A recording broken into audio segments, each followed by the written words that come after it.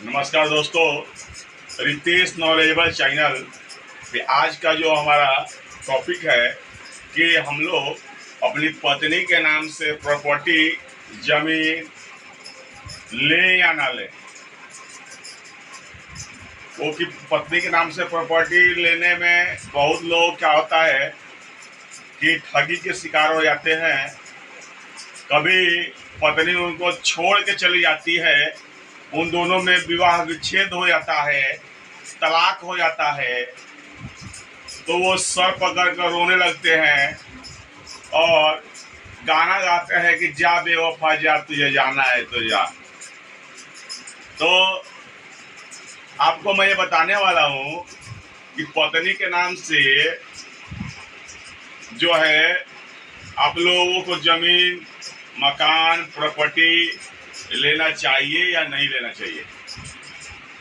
देखिए, बहुत लोग क्या करता है कि अगर जमीन लिखवाता है, मकान उकान लेता है, जो भी करता है, तो उसमें सर्किल रेट में हर एक राज्य का अपना अपना अलग होता है। 2% से लेकर के 5% तक का छूट मिल जाता है। तो आप लोग सोचोगे कि 2% और 5% से वो ज़्यादा है नहीं, लेकिन ये जब मामला लाखों का होता है, 20 लाख 25 लाख 10 लाख, तो ये 2% से लेकर 5% एक बहुत बड़ा अमाउंट हो जाता है। तो उस अमाउंट में जो है आपको थोड़ा मतलब कि राहत मिल जाती है पत्नी के नाम से लेने से। इसी के चक्कर में बहुत लोग पत्नी के नाम से ले लेते हैं। बहुत लोग अपने भाई से बेईमानी करने के लिए कि अगर पत्नी के नाम से ले लूंगा तो उसमें भाई का हिस्सा नहीं होगा, तो बहुत लोग भाई से बेईमानी करने के लिए पत्नी के नाम से ले लेते हैं। बहुत लोग जो हैं अपने प्यार में कि जो है वो पत्नी ही है, दो जिस्म एक जान है, और वो जो उनका प्यार का जो खुमार है, जब वो किसी दूसरे के संग 1 2 3 हो जाती है या इनके बीच में कभी तलाक की नौबत आ जाती है और छोड़ के चली जाती है, तो सारा प्यार का खुमार इनके निकल जाता है। और देवदास और सोनी माहीवाल, हीर रांझा जो ये बने हुए थे, सारी गर्मी उतर जाती है। तो मैं आपको एक चीज बता दूं कि पत्नी के नाम से अगर आपको जमीन लेना है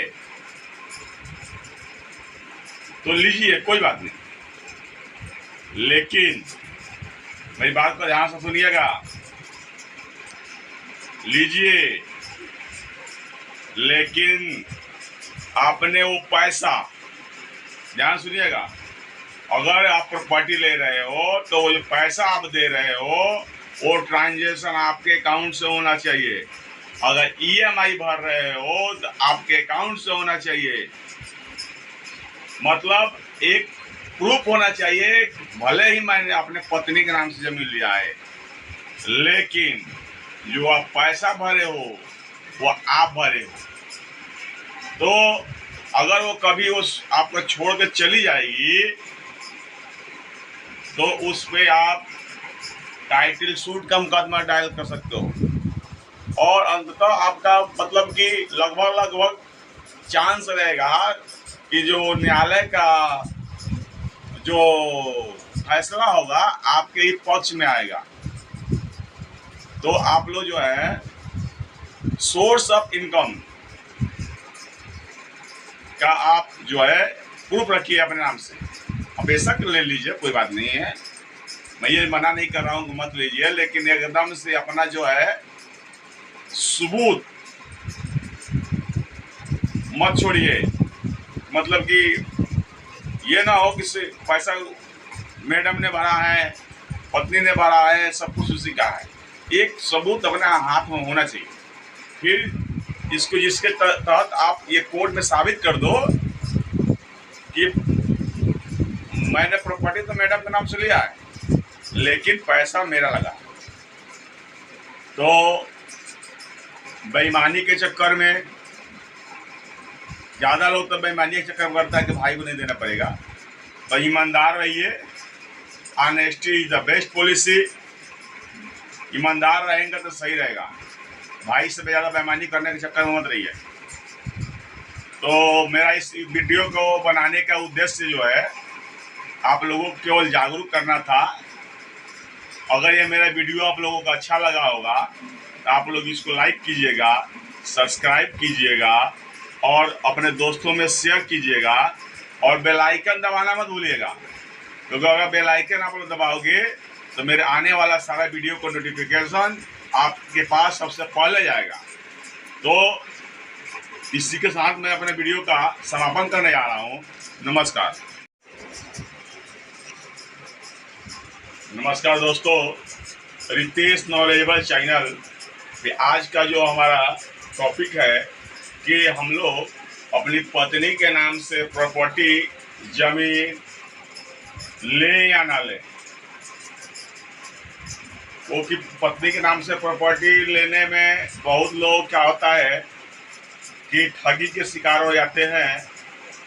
कभी पत्नी उनको छोड़ के चली जाती है, उन दोनों में विवाह विच्छेद हो जाता है, तलाक हो जाता है, तो वो सर पकड़ कर रोने लगते हैं और गाना गाते हैं कि जा बेवफा जा, तुझे जाना है तो जा।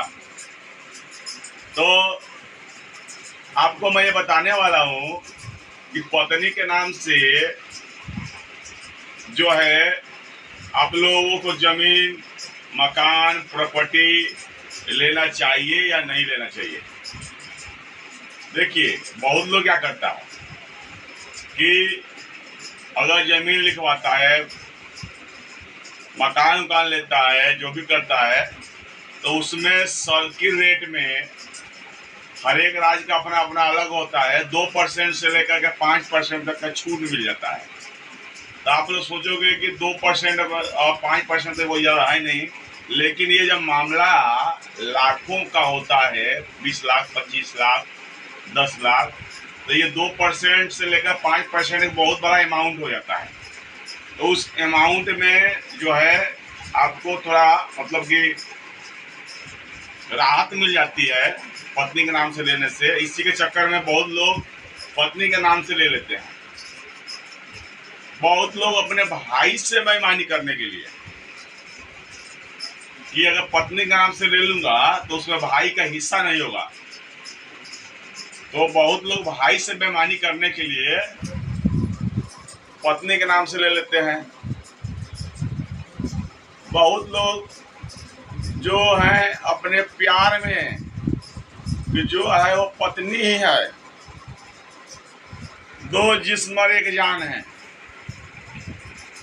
और वो जो उनका प्यार का जो खुमार है, जब वो किसी दूसरे के संग 1, 2, 3 हो जाती है या इनके बीच में कभी तलाक की नौबत आ जाती है और छोड़ के चली जाती है, तो सारा प्यार का खुमार इनके निकल जाता है। और देवदास और सोनी माहीवाल, हीर रांझा जो ये बने हुए थे, सारी गर्मी उतर जाती है। तो मैं आपको एक चीज बता दूं कि पत्नी के नाम से अगर आपको जमीन लेना है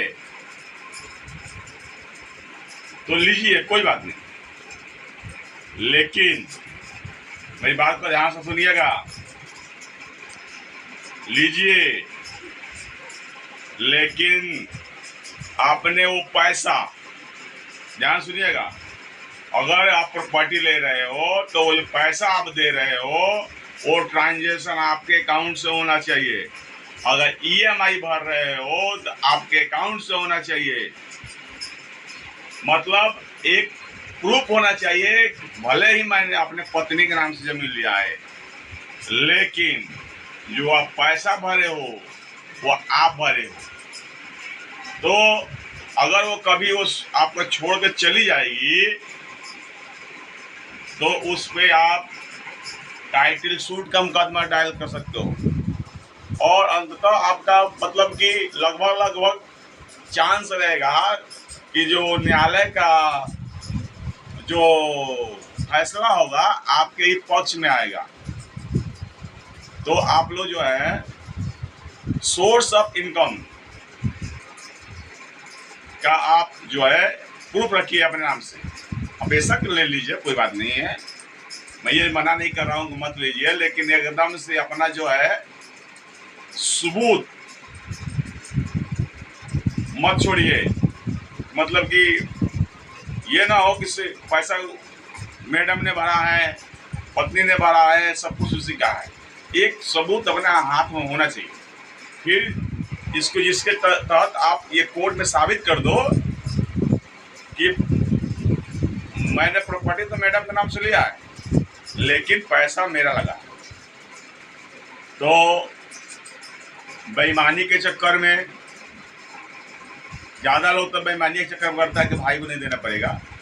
तो ईमानदार रहिए, honesty is the best policy. ईमानदार रहेंगे तो सही रहेगा। भाई से ज़्यादा बेईमानी करने के चक्कर में मत रहिए। तो मेरा इस वीडियो को बनाने का उद्देश्य जो है आप लोगों को केवल जागरूक करना था। अगर ये मेरा वीडियो आप लोगों को अच्छा लगा होगा तो आप लोग इसको लाइक कीजिएगा, सब्सक्राइब कीजिएगा और अपने दोस्तों में शेयर कीजिएगा और बेल आइकन दबाना मत भूलिएगा, क्योंकि अगर बेल आइकन आप लोग दबाओगे तो मेरे आने वाला सारा वीडियो को नोटिफिकेशन आपके पास सबसे पहले जाएगा। तो इसी के साथ मैं अपने वीडियो का समापन करने जा रहा हूँ। नमस्कार।